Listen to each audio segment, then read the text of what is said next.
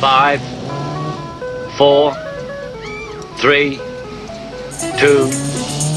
1, go!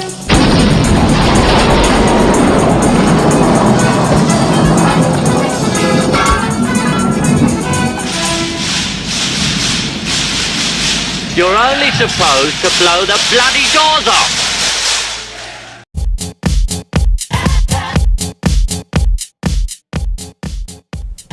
If you love my barely prepared content here, then you'll love my completely unprepared content on my streaming channel, which is youtube.com/grimstreams, which is pretty easy to remember. Hello lovelies. Today we're doing a review/book walkthrough of Explorer's Guide to Wildemount. Now this is a critical role book presenting a new continent, Wildemount, on the world of Exandria. Now I am not a fan of critical role. I don't have anything against it like a lot of other people do, but I don't really watch it. That kind of overproduced and scripted version of a game doesn't really hold much appeal to me.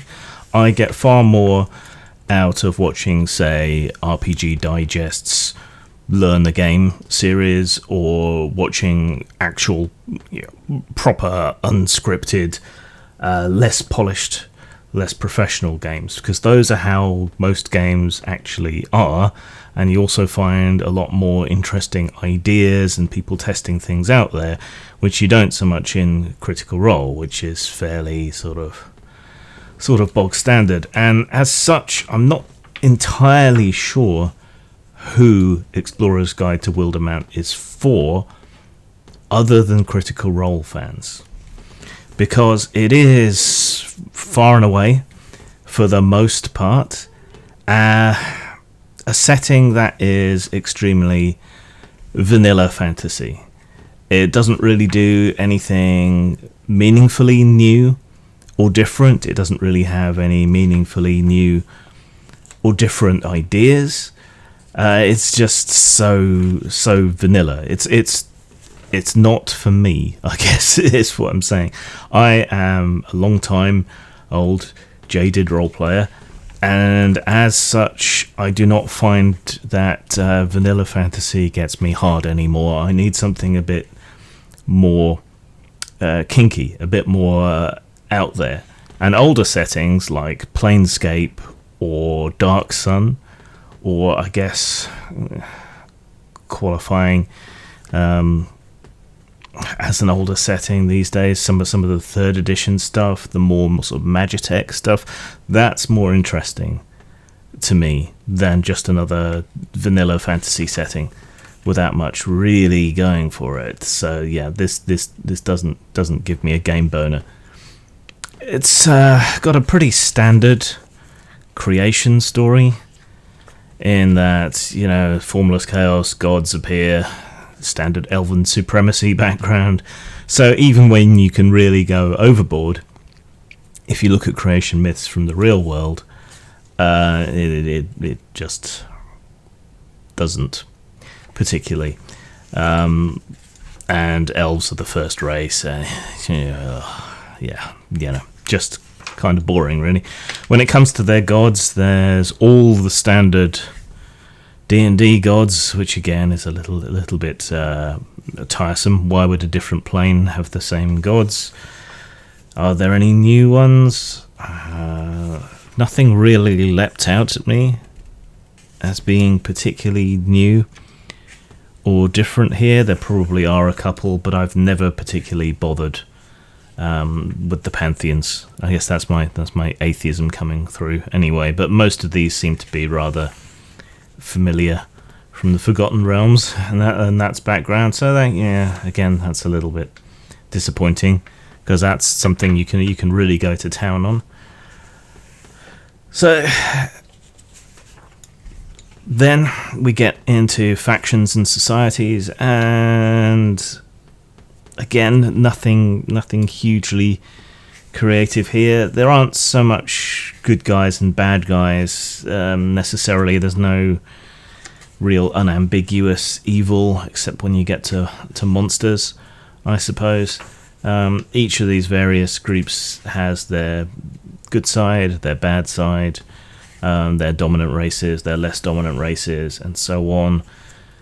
You've got tribal societies for the more tribal sorts of character types.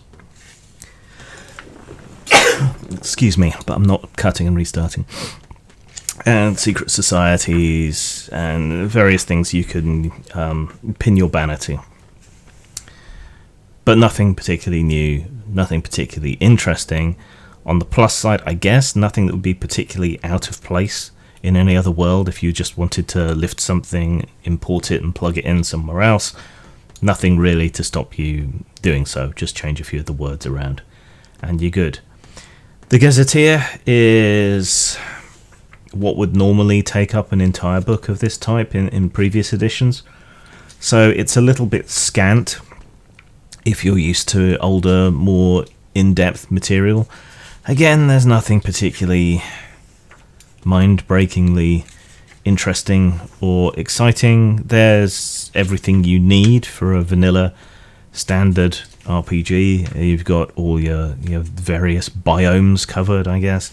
Jungle, desert, woods, islands, all the rest of it. Some of the names are a little bit on the nose, like the Menagerie Coast, for example. So it's what they used to call it, Juvenalia, when some of the great science fiction authors first started out.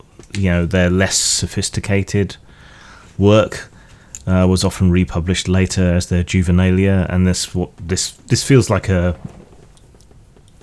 juvenile D&D setting.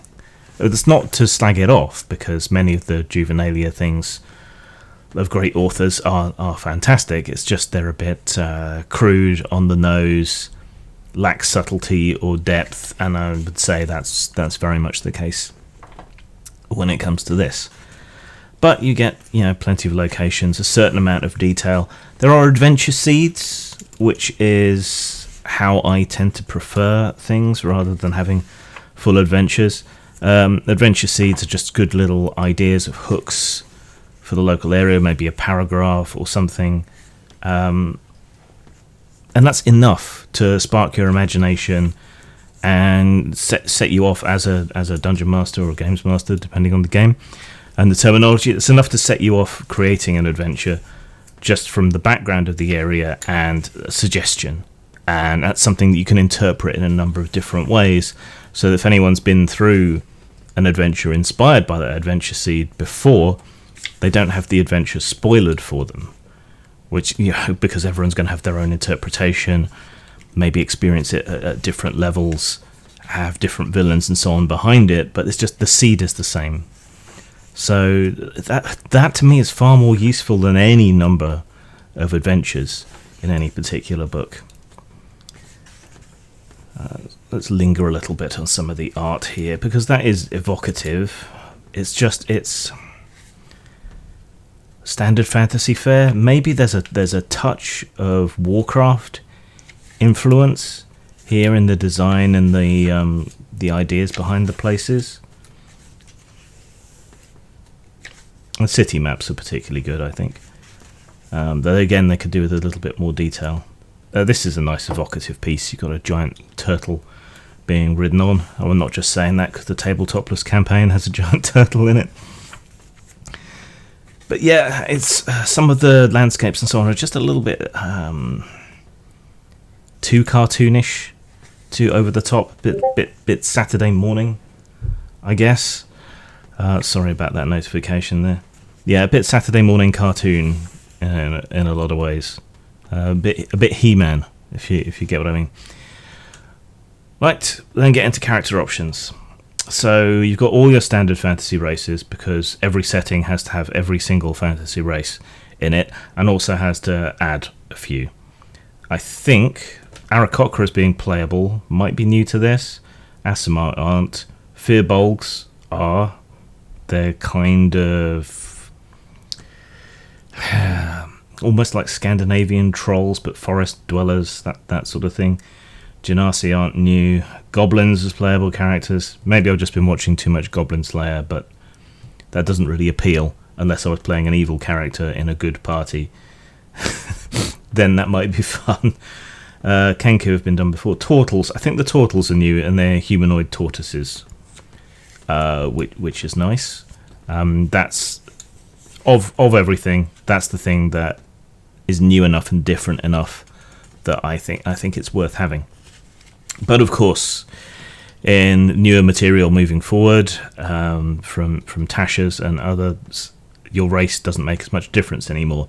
So what is an interesting choice from a role-playing perspective, from a gameplay perspective, is obviously going to be a lot less interesting going forward, because race isn't going to make any difference. Because race really means species, but people seem to get confused. But yeah, you've got your information on your various races and how they slot into this world, which is subtly different, but not particularly different from others. We've got new types of elves, something I made fun of in the Erotech background. Goblinoids, including bugbears, orcs, and hobgoblins, and they're meant to be evil races. Damn it! You've kept everything else from old D&D. Why not keep that? I don't know. Wowification, I guess. Tabaxi are in it. Slightly too furry for my liking. I like my cat girls to be mostly human with cat features. Thanks very much. There's the turtles. It's hard to imagine how they would be particularly effective during a fight, but God knows you can't have stat penalties to things like dexterity. No. So, aesthetically, they're extremely interesting. They get an increase to strength and an increase to wisdom. They don't live as long as tortoises do, which is a bit odd. They tend towards law and neutrality. They can walk as fast as anybody else, which kind of goes against the point and the idea, I guess. They have claws. They can hold their breath a long time. They have natural armor, obviously. But they find it hard to wear armor. I suppose you could always plate your shell or something. So they're almost like Thrakeen, except much less cheesy. Hollow ones are new, I think. It's a sort of half-dead race or something that's returned to life, like a revenant almost.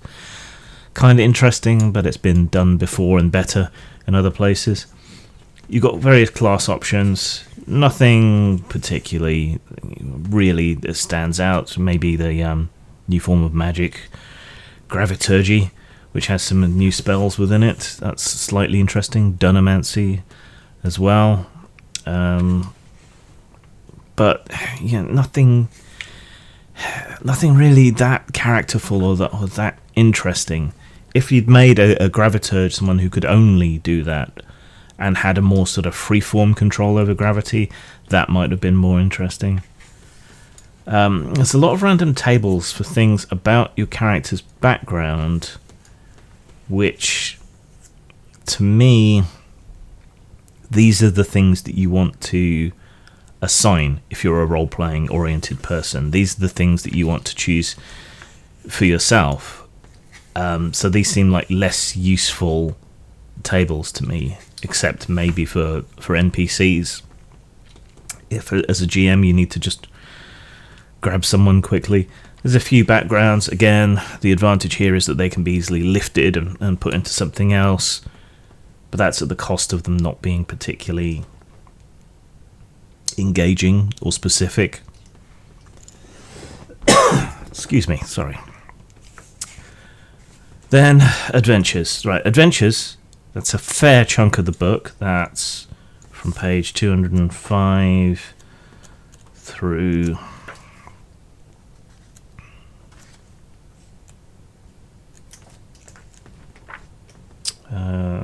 through 265. So, sorry. Yeah, 205 through 265. So 60 pages of adventure.